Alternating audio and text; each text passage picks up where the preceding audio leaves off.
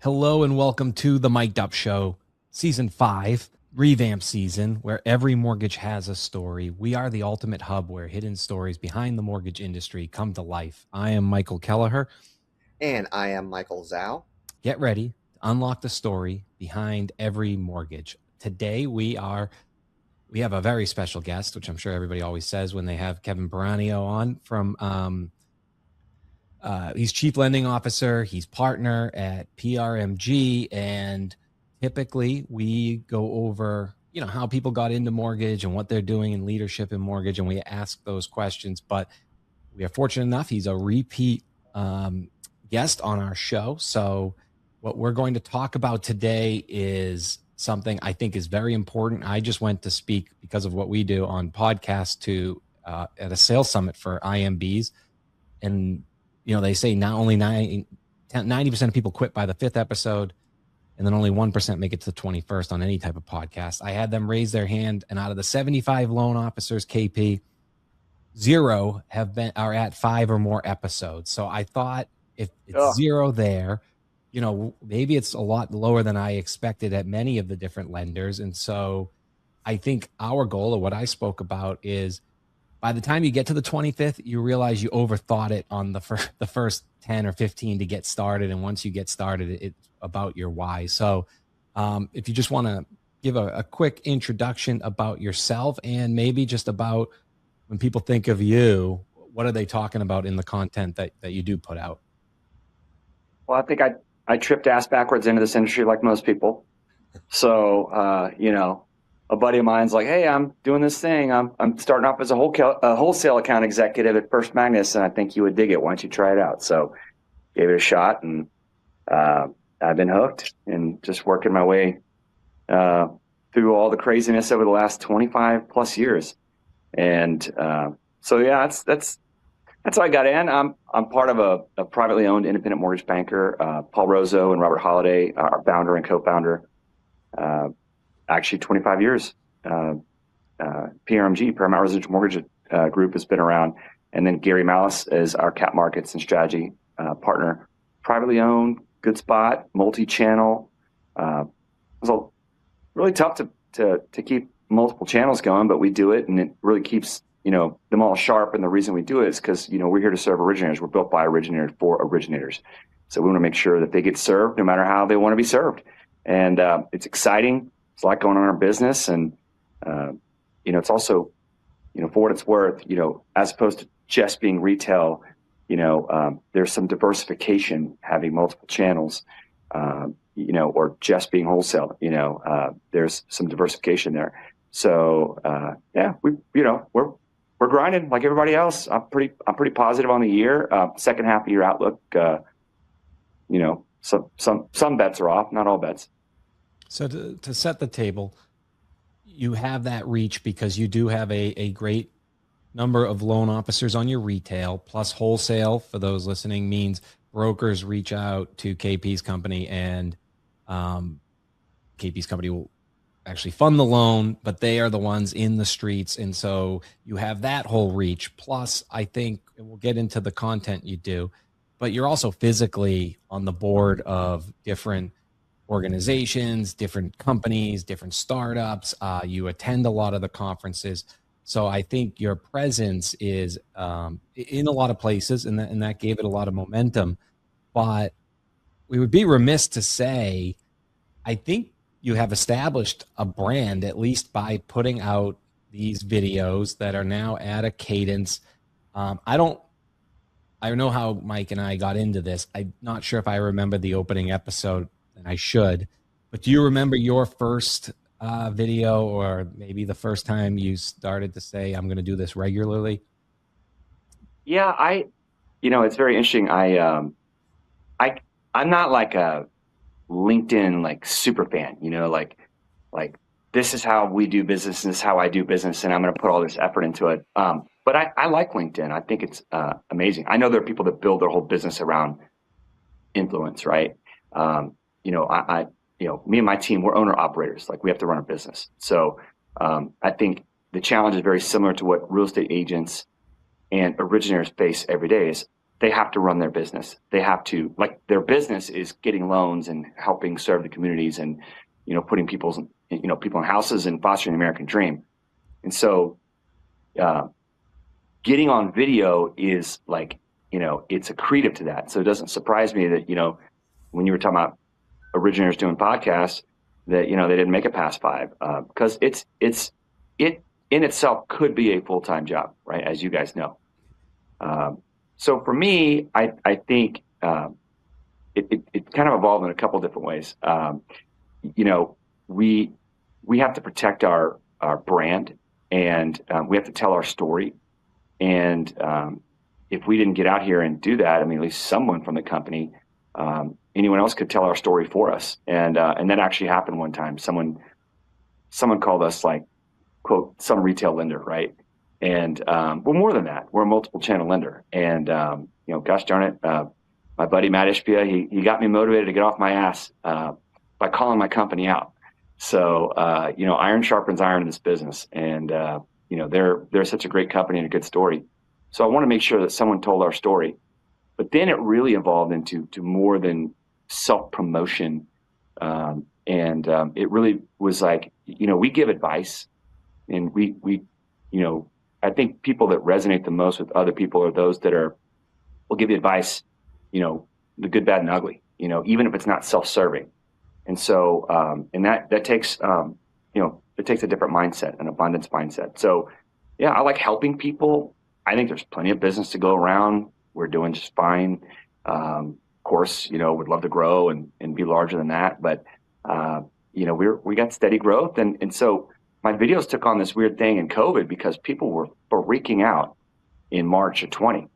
And so instead of getting like a million questions, and like, I just put out a video talking about what's going on to help everybody, as opposed to, I got to make 100 phone calls to people every day or answer all these text messages. It was getting overwhelming because people were asking for my advice, or PRMG's advice, or how are we navigating through the fact that non-QM just blew up. There's zero yield spread. My lender's pricing is horrendous. What happened? Are we going to die? This is the stuff we're dealing with, right? So I was doing like 4 videos a week during COVID. And that was simply just for a modern method of communication. So now it's just Monday, Thursdays. I'll do one tonight. That's my typical cadence. We're here Thursday in Vegas, the Mortgage Mastermind. And I'll probably wait until USA beats Turkey tonight as of this taping. And then get out there and get it done. A lot of realtors and loan officers are out there. They try and get online, and whether it's our show that's reached many shows, or whether it's your postings, they're trying to do things, whether it's better graphics or some kind of hook and tail. But for some reason, maybe they can't seem like they are the expert. But yet here we are. We're talking about podcasting, and you talk about what's going on in the market, and we get questions that are asked. How do you do this? And how do you get to the point, Kevin, for you, to where you're the expert? What do you tell originators just to, instead of seemingly being like an expert, what do you tell them so that they can be an expert? It's not for everybody, because some people literally look at what we're doing as like public speaking, which is a fear. And so, there are some people it's harder to get online than others. But I think, to kind of, allay those fears, you're just like, okay, look, if you were standing next to someone in the grocery line and they were, came up with a conversation that you're trying to give them advice of being a real estate agent or an originator, would you just not talk to them?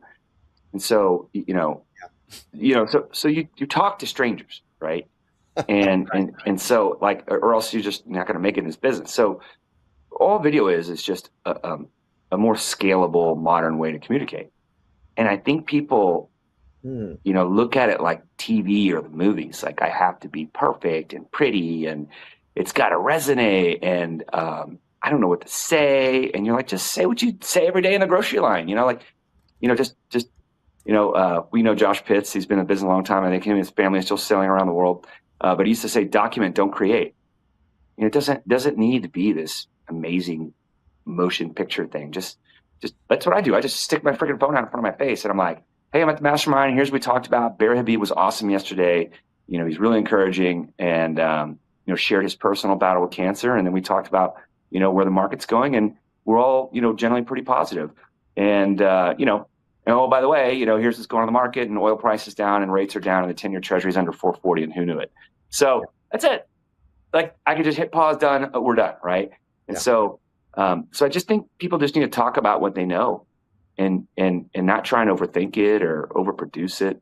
Just get going. Just stick your phone in front of your face, or, people like that stuff. You answered my next question there, but I'll ask it in a different way. Do you have a very good cadence, I feel, where you talk about just what's happening in your environment or your world, then you talk about the markets, and then you might touch on some current events. But is that, as someone's starting to think of what they should put out there, do you think they overthink what they're doing, or do you think there should at least be some sort of bullet point in their head so they're not rambling? I think it depends on what you're trying to do, because a lot of times people will just talk about, hey, here's what I'm doing in my life, like here's what's going on with me and my kids this weekend, here's how we're celebrating July 4th. So you connect like on a human level, right? And then it doesn't have to be in the same post or the same video, but then sprinkle in some stuff that's maybe content related. Did you know that today is the lowest rate since May 13th, and it looks like it's trending lower? I mean, that's it. Just that one little nugget should, get people, oh, I didn't know that, very informative. I thought we were at war and rates were horrible, and look at the gas pump, and so, you can be a breaking news person, and it doesn't have to be, it just be anything that's going on today. You just read the trade rags. I mean, I see some LinkedIn creators, like, all they're doing is just, repurposing what they read in the news that day, and that's okay. I mean, that's what all the news outlets do, right? Sure. That's kind of how media works, and there's nothing wrong with that. If you see someone else's content that you like, glean some nuggets from here and there and make it your own. Just be yourself. So I think people really get stuck on that, and it's just keep it simple. Kevin, I don't know if you're a fan of personal development or not, but definitely when we're out there speaking, I don't know if you've heard this before, but I heard one professional speaker say that he listens to music that's at 54 beats a minute. There's even a channel on Spotify at 54 beats a minute that you can listen to prior to being a public speaker. And I've begun to start to do that when I'm on in front of a public audience. Is there anything that you do to hone being online as a speaker, whether it's equipment or whether it's trying to improve your capacity of being a speaker? Or do you? I mean, clearly not. Look at my lighting. Look at this room. I mean, I don't. Look, I just threw my cell phone here, in front of a water bottle at this hotel room, and I don't know. You know what? The only real prep work I do is I kind of take notes when I read something interesting that I find interesting. So I'll write some nuggets down, for example, the 10-year treasury being below 440 is kind of a big deal. I read that rates are the lowest they've been since May 13th. I think that's kind of interesting. It is. And so I do keep like a little thing of notes for my Monday and then my Thursday video, and then I'm telling you, like, I'll be like, oh shoot, like I'm 3 cocktails in at this conference. It's late Thursday night. I've got to get this video out. Like it's not like I have like a counter thing that pops up. It's like, now is recording time. Like it's so just organic. And I think that's part of why, mine kind of resonates is like, I almost got hit by a car, like in 3 different videos, just walking to the street, so, I almost got smoked by a Lambo in Nashville one year.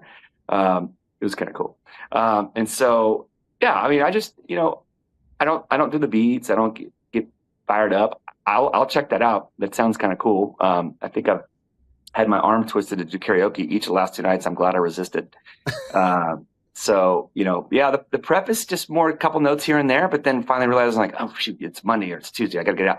When I'm in my office, it's easy. There's a like more than half my life I'm on the road. But if I'm at my desk on Monday or Thursday, it is do all my work, every single thing that has to do with my company, and then read my notes. I'm exhausted. I'm probably hungry. It's probably late. And then I do my video. So it's always like some of my worst work, but it's a little more structured, right? Because I've got like a little ring light in the background and my camera, and it's a different vibe. So that's about the structure that I add to all this. Yeah. They say Walter Cronkite didn't become the most trusted because he used complicated words. He just was trusted because he could explain difficult or complicated ways in that people felt were less confusing, or they could tune in every night and over little pieces they could bite it and start to consume it and really understand it. So you do this obviously, and KP does it in the mortgage world, is life, but the financial markets is in the current news, and how it will impact maybe rate fluctuation is one of the reasons we tune in. And by tuning in, we learn a lot about what is happening in our economics, whether it's CPI or basically inflation, or how much we're selling as a country. So whether a loan officer wants to go that route, or they want to be the best fix and flip knowledge person, or pick up a phone and just know their area, like you said, and drive around to different stores, how much of it do you think is becoming a domain expert, like that's the knowledge, or how much of it is just, to the viewer, just repetition of keep doing it, and over time they take you as that trustworthy source? I definitely think it's both. I'm more of a jack of all trades kind of guy, because I have to be. We're an independent mortgage banker, and we need to know what's going on, across many spectrums, and so I think it's very popular to talk about rates in the data that comes out, from labor data and inflation data and what the Fed is saying. It's a little bit of a parlor game to kind of guess what they're doing, But remember, I'm not, we're a relationship business, but it is highly transactional. So I'm not trying to say we just do transactions, right? Don't want to get roasted in the comments, but because it's so transactional, especially on the mortgage side, you're literally logging day to day. And so what are rates like? Should I float this week, right? I mentioned Barry Habib, him and his team have made a living off of helping guide originators how to navigate the markets and when to lock. And for me, that's just part of what excites me. But the flow of money is very interesting. I mean, why did the 10-year Treasury stay up when oil was rocketing down under, $75 a barrel down to $72 a barrel? Why did that happen? It's supposed to go down. I thought inflation is being whipped. And so, I do a lot of research. I pay for a lot of subscription services to stock analysis that people don't. And I share freely that information in my head when I kind of filter through what's going on. And, my conclusion is that the bond market wasn't quite believing this oil price yet. And now that there's more ships coming through the straits, you see the 10-year Treasury come down and rates have improved. That could easily go back the other way, or it could keep trending. So predicting the future is a little tougher. But I talk about stocks. I talk about the SpaceX IPO, which is on everyone's mind. I mean, what does it really have to do with doing a mortgage? Yeah. But it's something. It's like, this is the largest IPO ever. And some people, ask me for my stock advice. And I'm not a financial advisor. Remember, I'm not responsible for your losses, only your profits. That's right. So people want to know, what's going on with all that, and I think that's I think it's interesting. I mean, people are interested in it, and they definitely are interested. Is there any pieces that you would say for the average common person who's not necessarily into reading technical analysis or necessarily reading into all the subscription pieces? Is there anything that you would say, hey, stick to, whether it's Financial Times, Wall Street Journal, or Housing Wire for that matter, trying to just get just a snippet of the tip of that iceberg that you've definitely seen the second and potentially third of that iceberg on. What would you recommend reading? I really lean heavily into stock analysts that have assets under management. So like you can watch CNBC and see some of the talking heads.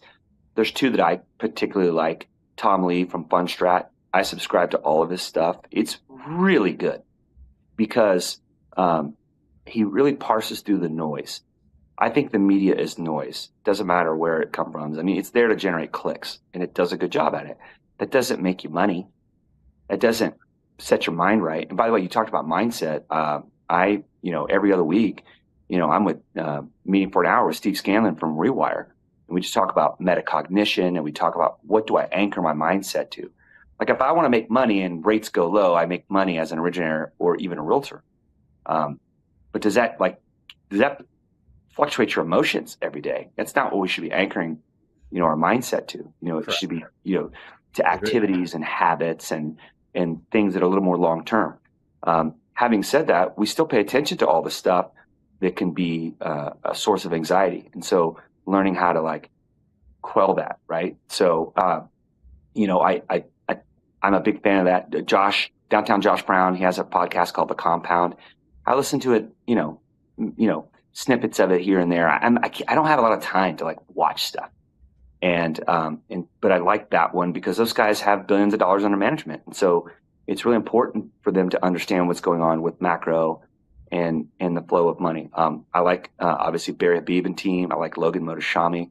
These guys are just into data, and they just parse through all the BS and the noise. And there's one other guy I really love, Louis Navalier, Platinum Growth Club. I like him too.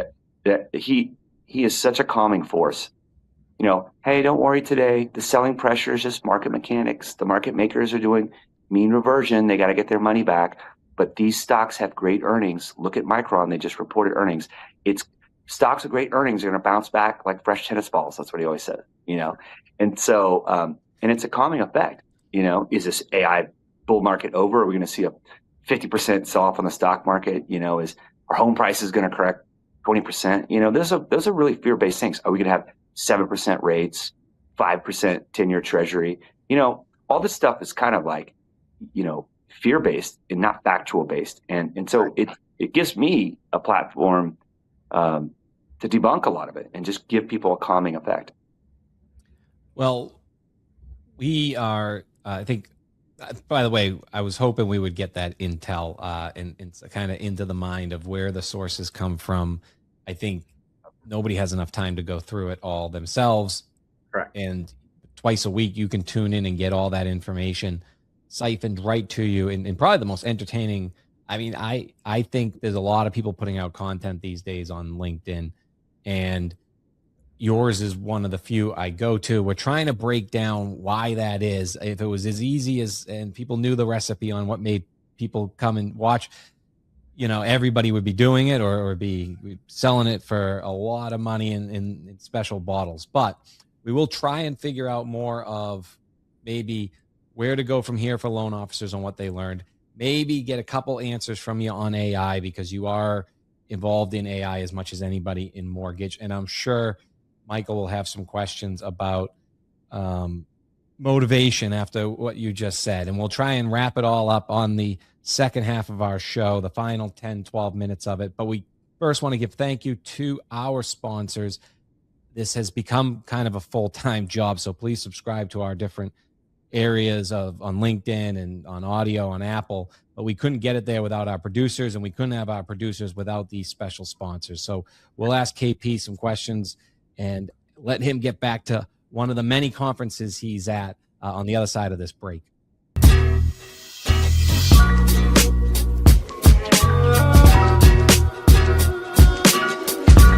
Verifying income for all your applicants means you need roughly 23 different vendors and waste hours and hours of your team's time.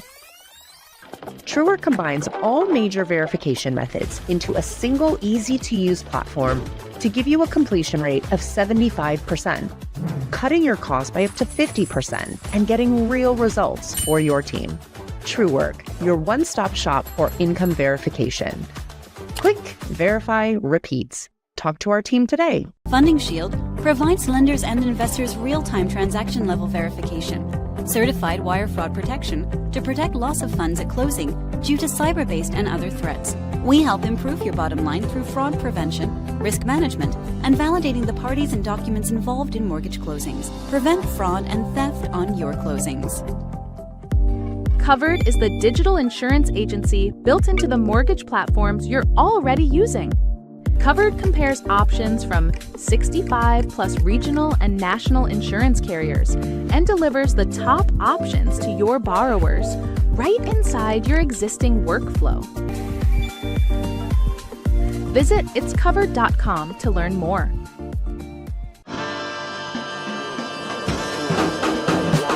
With True, we help you understand borrowers so you can help them as you grow your business. We stand for truth and trust because our AI-powered technology leaves no stone unturned, no data point unchecked, so you can make the right decisions and your customers' loans can be approved faster. Lending intelligence. True. 5 minutes. That's all Addy AI needs to prep a CTC-ready file. Tedious income calcs? Done. W-2s, 1099s, bonuses, OT, Addy AI handles all of it. Addy AI's processing checklist audits and verifies every doc for you.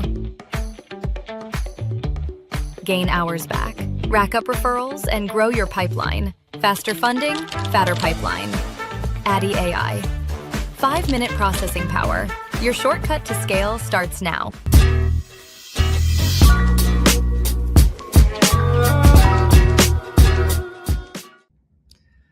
Interesting that we would have our last sponsor talking about AI as we lead into the next question we have for Kevin.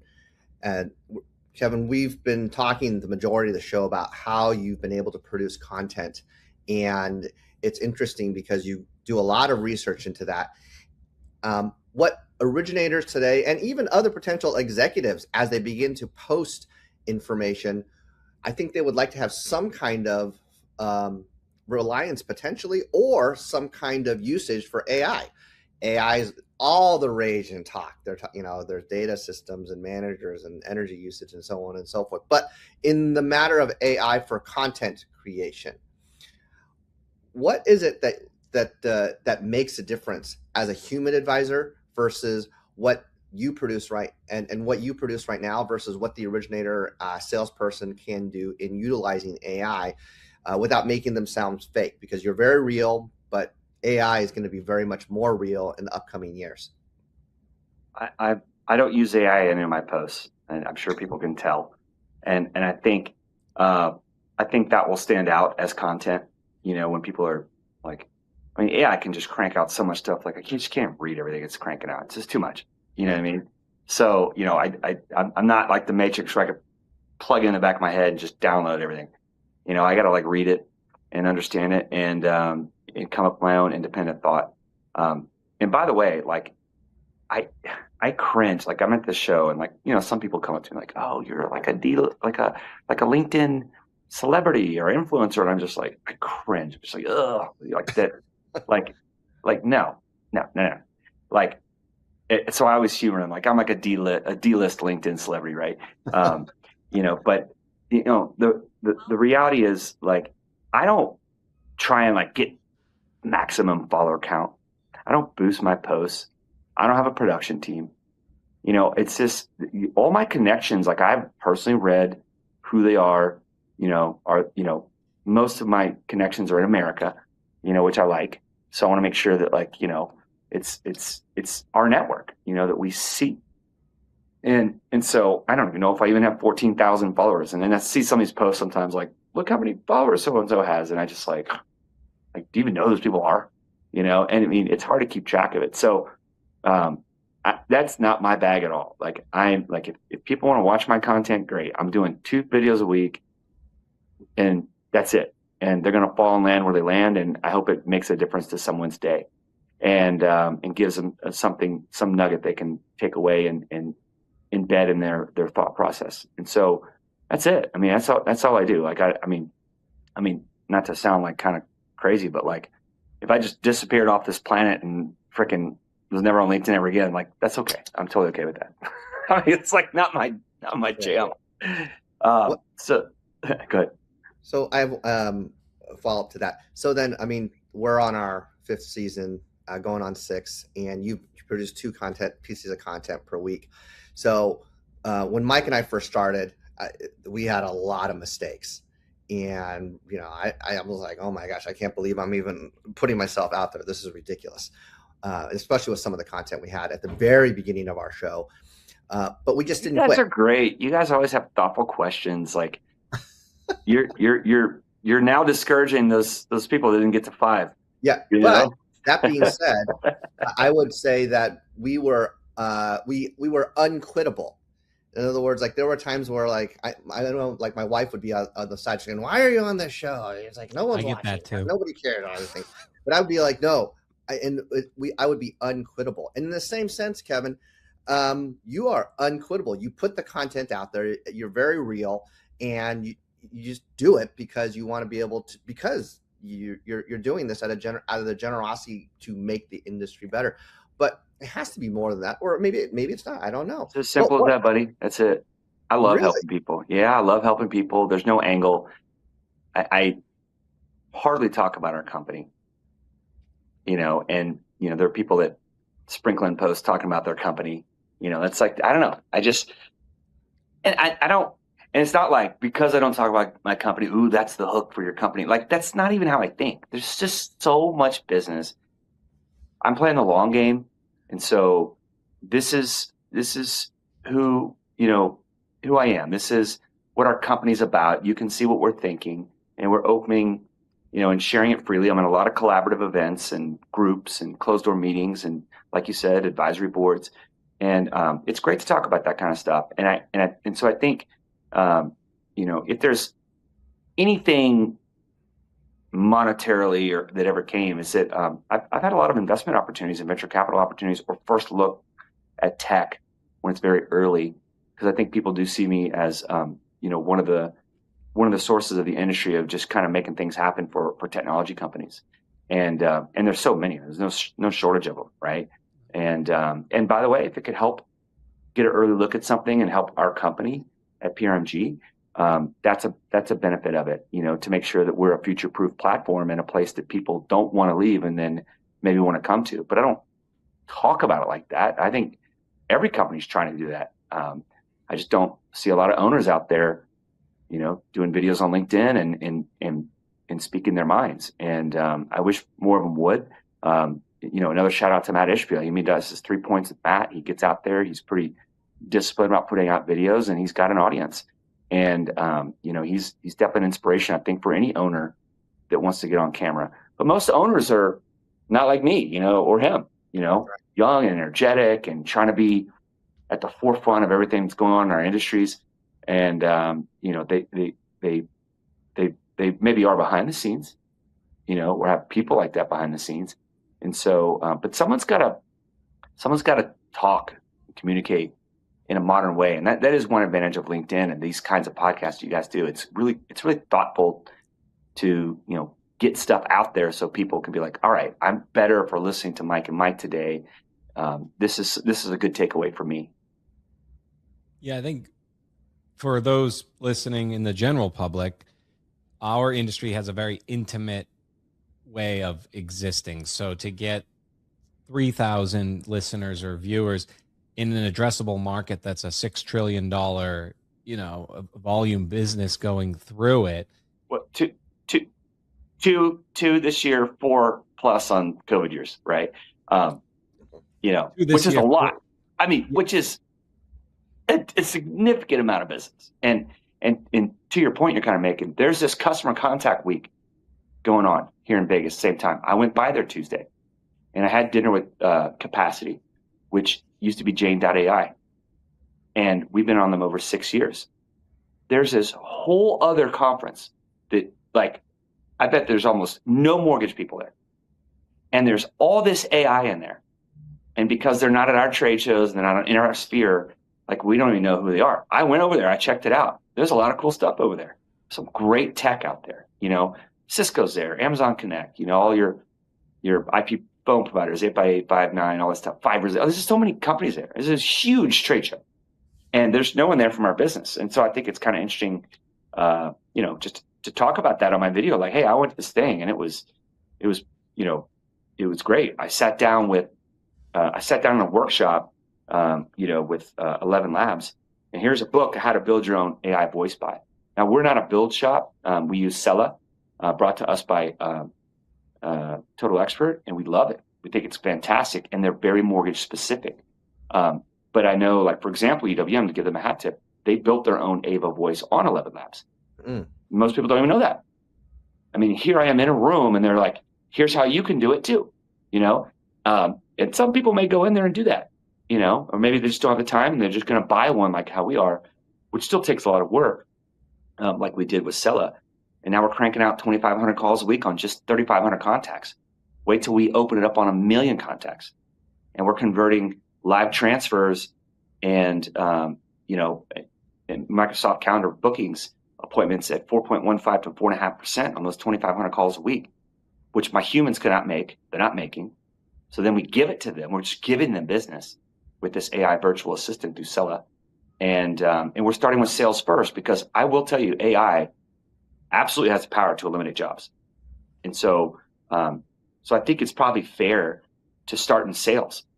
Like, if salespeople aren't good enough to keep up with the activities that AI could make them rendered useless, it really should be from sales. Then we're intentional about doing sales first. Load up that business to the fulfillment team, then come from behind and give our fulfillment teams a lift from AI. I don't want to fire them. I want to load them up and have them be busy, and then give them a productivity boost. And that way I keep as many people on our team as possible, because AI is very powerful. Look at the hyperscalers. Amazon just wiped out 10,000 jobs and Meta did 20, and stock price goes up. That's 20,000 people, right? Like, there's 42,000 loan officers that actually do more than 2 loans a month, and there's a bunch of others, obviously, that, are not at that level. And so, AI is going to be very disruptive. But I think ultimately it's going to enhance productivity across the board. And if you're not in that race, it's not too late to jump in, but you got to jump in that race, because the bigger competitors are in it and they're seeing ROI, last year and this year. And so that ROI is going to create margin compression, working for less. And you see some originators will go to a lender where they think they can scale and do a lot more and work for less per loan. That's been happening for years without AI. So I think those are probably the most general thoughts I can give on just AI, with a couple specific examples and what we're doing intentionally at PRMG. Yeah, it's not just what AI is doing. It's like what it's replacing that's not being done. So think about all those phone calls where you're just leaving voicemails, not actually reaching anybody. And now you can set up your system where your people don't have to call somebody that's not listening, and then you can transfer it over and actually get to selling. So huge lift there all the way across. I'll have you get out your crystal ball as one of my final questions, if not my final one, is sort of bring this all together. So yeah, I believe you are extremely authentic in that you don't chase the followers, and I actually think those people out there, now that they're popping up more, if anything, help that brand, because now I know how they act. And so you can tell, like, somebody that really cares about their following and how many people are listening to them and their view on the market. So when you run into someone like you're like, oh, okay. And maybe that's why you're getting so many compliments, because I'm sure they're not getting when you can tell somebody's trying too hard, they get less compliments. So you're very authentic. You don't use any AI. And I think that is the last mile. That's what I've been trying to say. Like, the last thing AI is going to replace for that local loan officer is if you go out there and do a podcast, like, and you're authentic and you're consistent, and no matter what that subject is, that's the one thing AI cannot replace. And it's the last frontier for loan officers for decades to still stay in business and do plenty of business in their zip code. Otherwise, I think at some point, the PRMGs of the world are going to be the ones that can scale the technology you need. So if you haven't found a way to be authentic, you're going to want to go either join a company like that or be a broker and sell into that wholesale setup. And that, whether it's good or bad for the ecosystem, I think the bigger companies are going to get the huge lift from scale. How do you see, do you think we stay with the same channels in the same way it is today? Or do you see like a dissipating of like a lack of a middle class as far as like a lender size in the future because of AI? I think the channel mix is fairly balanced right now. I think it's probably where it's going to be for some time. One or the other could, don't sleep on servicers and retention teams. You get a refi boost, they're going to crush, right? You see Rocket buying, Mr. Cooper. They own 1 in 6 loans now. That's a nice, cheap customer acquisition cost, advantage. And maybe calling AI is not something that resonates with you. We use Cindy, CINDIE, Cindy.ai for texting. We're testing that out. A multi-billion-dollar originator, Ben Anderson, put that together in his voice, like in the voice of someone that closes deals. And there's a lot of texting platforms. I saw a bunch this week, customer contact week. But like, what voice do they speak in? Some tech team from the Bay Area, this one, we use our first week, we got 36 real estate appointments. Just one branch in New Jersey using it, one producing branch manager in a week. And so Dave Savage hosted a panel yesterday. I was on with Steve Majerus and Lara Wagner and Ryan Grant. And, what's going to happen to loan officers? And we all overwhelmingly agree that loan officers are going to continue to be needed. This AI texting and AI voice platform just tees up more conversations so the person who's an expert can work with that consumer and drive that relationship. And so, having podcasts, having social media presence is another way to pull things, because you got to get the lead and the contact to begin with. So you got to pull them into the funnel, and a podcast is a great way to do it, or social media, just content is a great way to do it. So, I think, the scalability of companies is getting just nuts. And so you see some M&A activity out there. I think, some people are saying, get big or go home. The good news for all of us is we're still financial services, and the balance sheet is the limiting factor. There's no one lender that can just own it all. So, you can only do what your cash and your balance sheet will let you do. And that's a handcuff. And then there's a regulatory handcuff, and there'll be more regulatory handcuffs on AI. And so that is going to provide a moat that keeps it from being like, all right, these 5 are it. That's it. You work with them or you're out. Like, it's not like that. There's still, in fact, most originators and realtors that work at the local level, regardless of what type of company they work for, are getting more consumer direct-esque. And they are able to have guerrilla warfare and guerrilla tactics and fight and win and scale. And again, in a $2 trillion year, there's a lot of business go around. We appreciate all your time. For those that were listening, KP is actually at a conference right now built with some of the top producers, actually the top producers in the entire country that are out there helping families get into homes, helping veterans get into better financial situations, helping first-time home buyers get onto the American dream. Just for a final sound clip, KP, last question of the hour. We appreciate your time. Loan officer is listening, driving around or on their walk to this podcast, the Mic'd Up Show on Apple Play. They hear all this. They got the phone in their hands. What's the next thing they should do? Well, I will tell you, just, be confident. Even if you're brand new, if you're a month in, you know more than most borrowers already. So you're an expert. So have that confidence. And then I think, making sure you have a good immediate manager that really cares about your development, that is big. That doesn't matter what type of company you work for, what channel you work in. You need someone to help invest in you. And then, just, have discipline on the daily activities. Because I think AI is going to create a lot more opportunities. And so you have to be even, some people don't want to work that hard. That's why they're in this business, and that's okay, but, the more you put in this business, I think over time, the more we're going to get out of it, because of AI and all the other scaling things that are going on. So just stay confident in your expertise and make sure you have good, daily disciplines. I think non-QM is great. It's a good little niche. Equity lending is a good little niche. Those are two little product lines that are a great floor when spring purchase season peaks out, or when there's not a little refi boomlet going on. You need to have a floor that's consistent, and it's out there to go get. Go get it, loan officers. You heard it here first. Thank you, KP, for your time. Thank you. Thanks, guys. Thank you for joining us on this journey into the heart of mortgage innovation. Every mortgage has a story, and we're here to help you write yours. If you enjoyed today's insights, please subscribe, leave a comment, share it with your network, and connect with us on social media. Until next time, keep pushing the boundaries and uncovering the stories that drive our industry forward.